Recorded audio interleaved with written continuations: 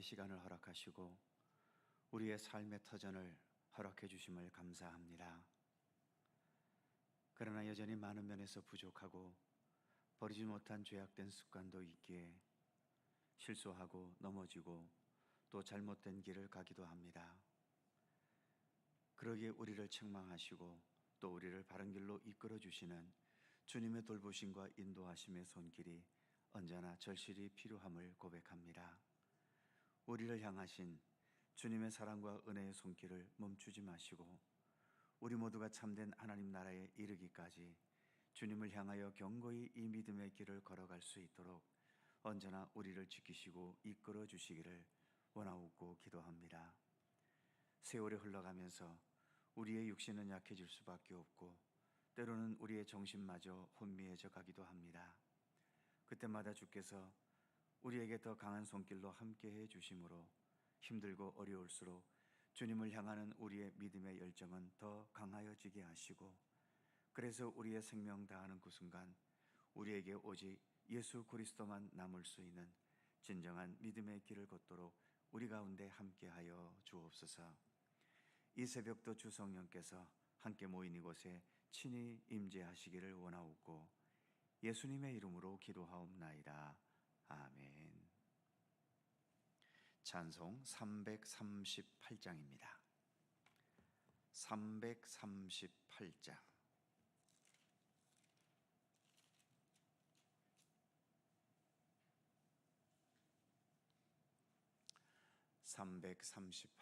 함께 찬송합니다. 내 주를 가까이 하게 함은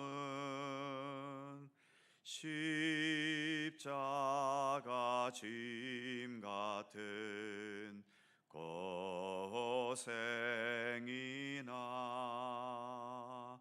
내 일생 소원은 늘 찬송하면서 주께 더 나아가기 원합니다. 내 고생하는 것 옛 야곱이 돌베개 베고 잠 갔습니다. 꿈에도 소원이 늘 찬송하면서 주께 더 나아가기 원합니다.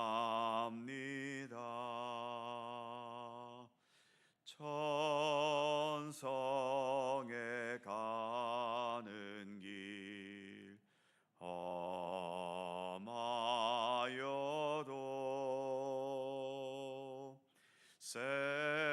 생명길 되나니 은혜로다. 천사 날 부르니 늘 찬송하면서 주께 더 나아가기 원합니다.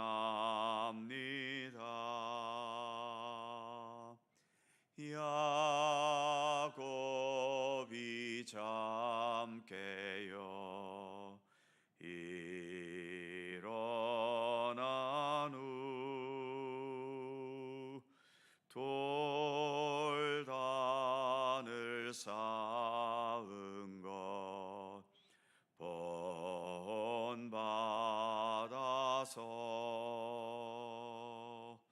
숨질 때 되도록 찬송하면서 주께 더 나아가기 원합니다.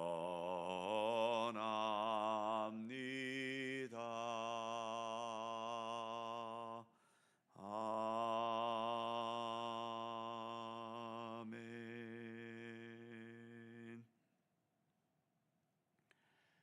로마서 5장 5절입니다. 신약성경 245면 로마서 5장 5절에서 11절까지의 말씀입니다. 어제에 이어서 한 번 더 봉독합니다. 교독하시죠. 제가 먼저 5절 읽습니다. 소망이 우리를 부끄럽게 하지 아니함은 우리에게 주신 성령으로 말미암아 하나님의 사랑이 우리 마음에 부은 바 됨이니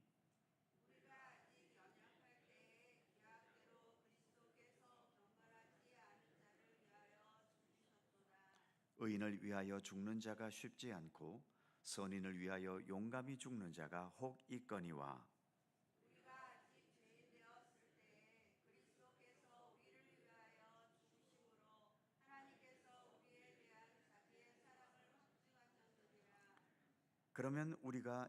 그러면 이제 우리가 그의 피로 말미암아 의롭다 하심을 받았으니 더욱 그로 말미암아 진노하심에서 구원을 받을 것이니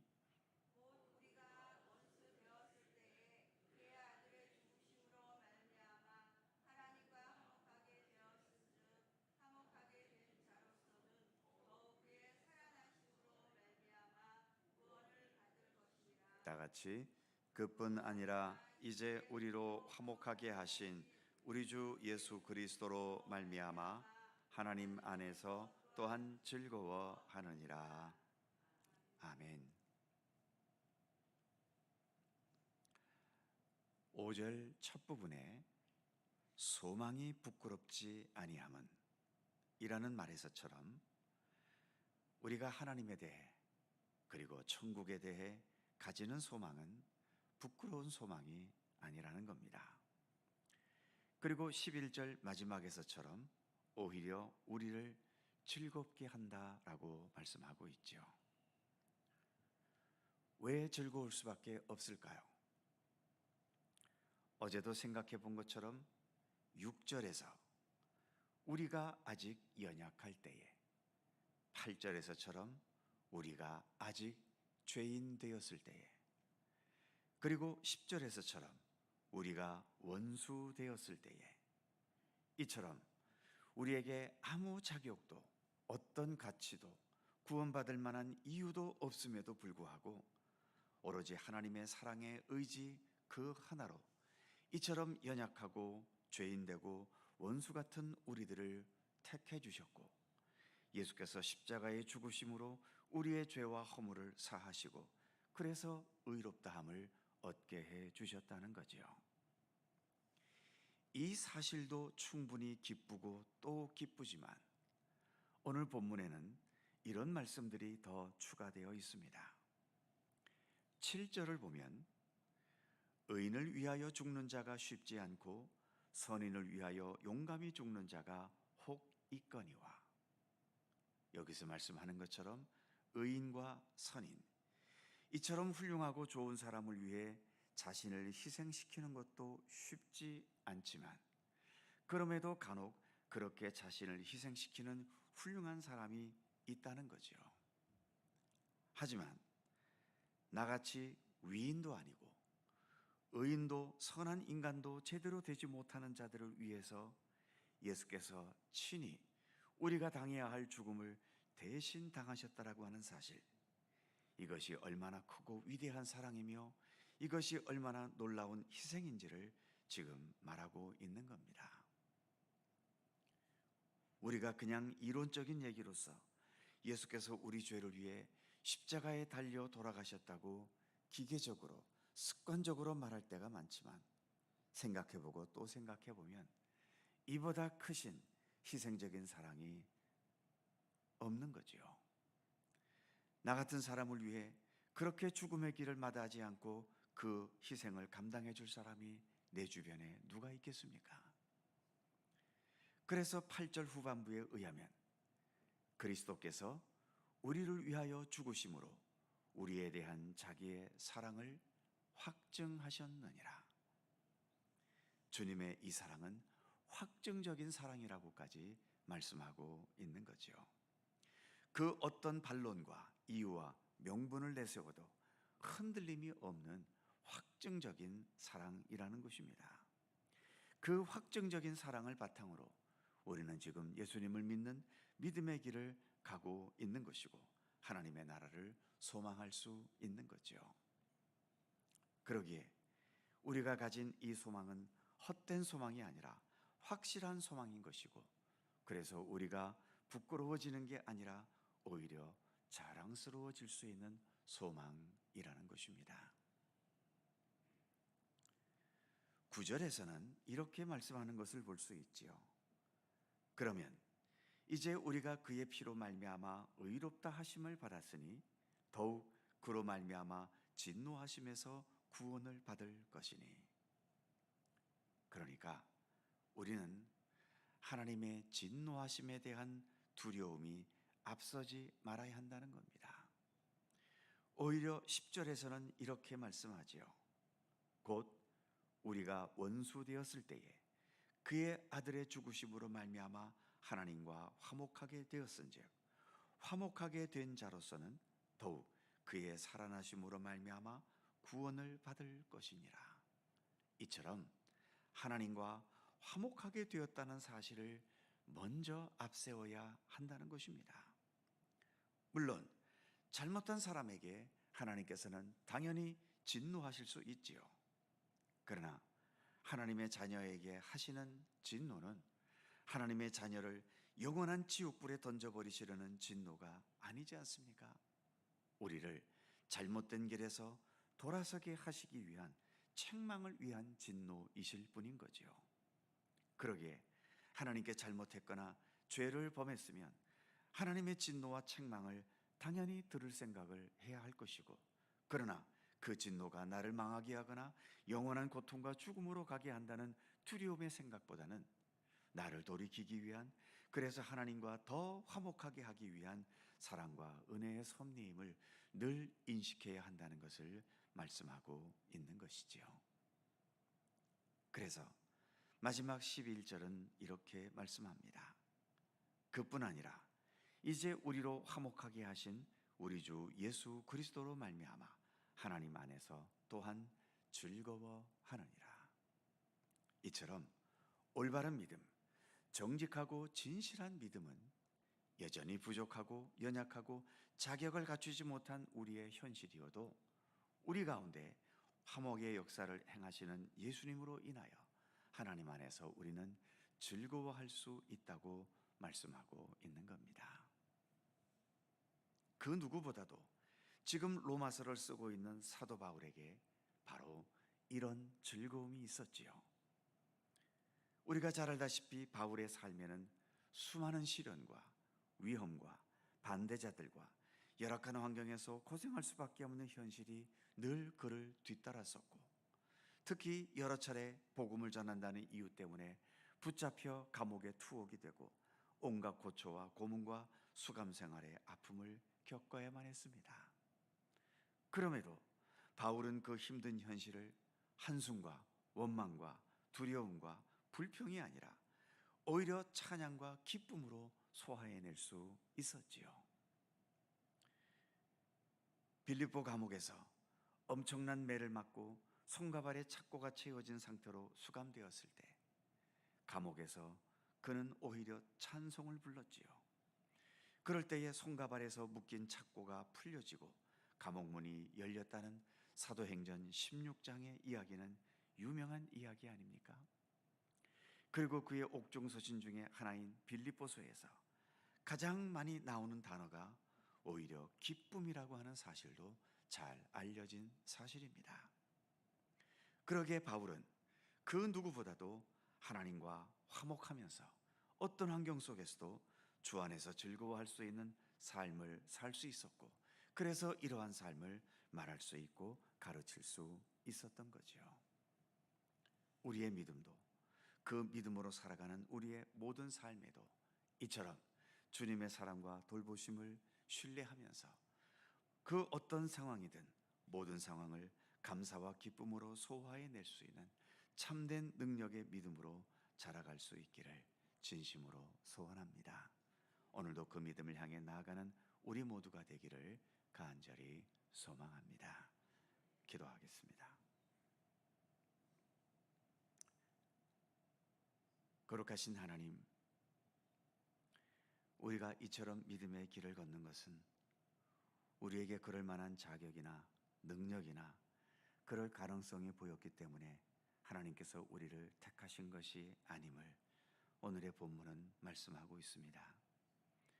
우리가 아직 연약할 때에, 우리가 아직 죄인 되었을 때에, 그리고 하나님과 여전히 원수 관계가 되어 있을 때에, 이처럼 그 어떤 자격도 능력도 가능성도 없을 때에 주님께서는 우리를 택하셔서 우리를 위해 예수 그리스도 십자가의 은총을 먼저 베풀어 주셨다는 것을 본문이 말씀하고 있습니다.